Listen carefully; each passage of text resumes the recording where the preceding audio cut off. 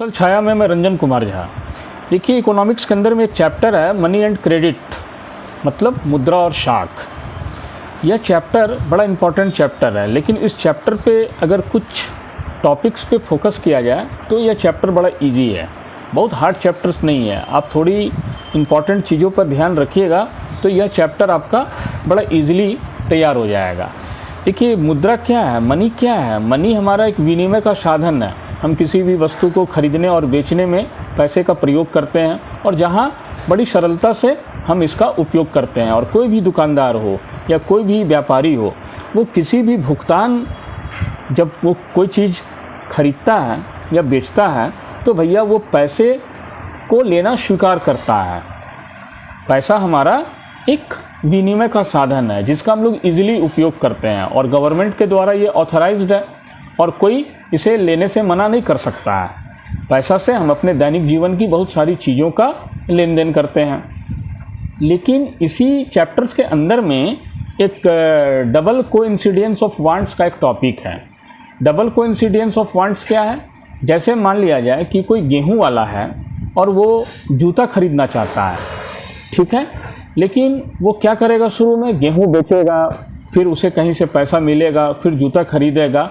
लेकिन मान लिया जाए कि कोई जूता वाला है जिसको गेहूं चाहिए और गेहूं वाला को तो जूता चाहिए ही, तो बोथ पार्टीज एग्रीमेंट, ये दोनों पार्टीज़ का एग्रीमेंट हो गया, दोनों पार्टीज़ एग्री हो गए कि भैया तुम मुझे गेहूं दे दो और मैं तुम्हें जूता दे दूंगा।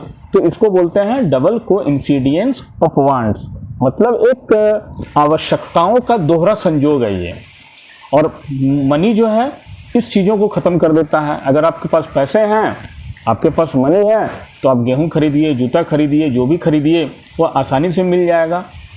अब है कि हमारा जो मॉडर्न फॉर्म्स ऑफ मनी है वो एक करेंसी के रूप में रुपीज़ और कॉइन्स हैं। पहले के समय में मेटल्स होते थे, लेकिन आज के समय में तो हमारा करेंसी के रूप में नोट्स और कॉइन्स ही है, जिसमें कि 5 रुपये का नोट है, 10 रुपये का नोट है। ये हमारी करेंसीज है जो एक मॉडर्न फॉर्म्स ऑफ मनी है। आधुनिक समय में हम इस तरह के करेंसीज का यूज़ कर रहे हैं। फिर इस चैप्टर्स के अंदर आप जाइएगा तो बैंक डिपॉजिट्स पर एक टॉपिक है, जहाँ पर लोग बैंक्स में पैसा जमा करते हैं। और बैंक्स क्या करता है कि उस पैसे का प्रयोग कहाँ करता है? वो लोन देने में करता है, कर्ज देने में करता है।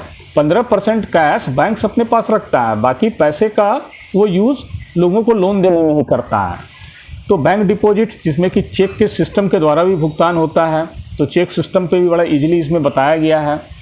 इसके बाद अगर आप इस चैप्टर्स के अंदर में जाइएगा तो फॉर्मल सेक्टर ऑफ लोन्स और इनफॉर्मल सेक्टर ऑफ लोन्स के बारे में बताया गया है। भैया, फॉर्मल सेक्टर क्या है? फॉर्मल सेक्टर का मतलब होता है बैंक्स एंड कोऑपरेटिव सोसाइटी। अगर हम बैंक से कोई कर्ज लेते हैं तो इंटरेस्ट रेट थोड़ा लो होता है, कुछ डॉक्यूमेंट्स के वर्क होते हैं, ठीक है ना। बैंक्स गारंटी भी मांगता है, टर्म्स ऑफ क्रेडिट के अंदर है, कोलेटरियल सिस्टम है, ठीक है, गारंटी मांग रहा है, कुछ पेपर वर्क होते हैं। लेकिन इनफॉर्मल सेक्टर क्या है? इनफॉर्मल सेक्टर के अंदर में हमारे फ्रेंड्स आ जाते हैं, रिलेटिव आ जाते हैं, मनी लेंडर आ जाते हैं, हम किसी बिजनेसमैन से लोन ले लेते हैं, जहाँ पर इंटरेस्ट रेट क्या होता है? हाई होता है। और जो गांव के लोग होते हैं वो इनफॉर्मल सेक्टर लोन से ज़्यादा जुड़े होते हैं, और जो शहर के लोग होते हैं वो खास करके जो व्यापारी वर्ग के लोग होते हैं वो फॉर्मल सेक्टर के लोन से जुड़े होते हैं।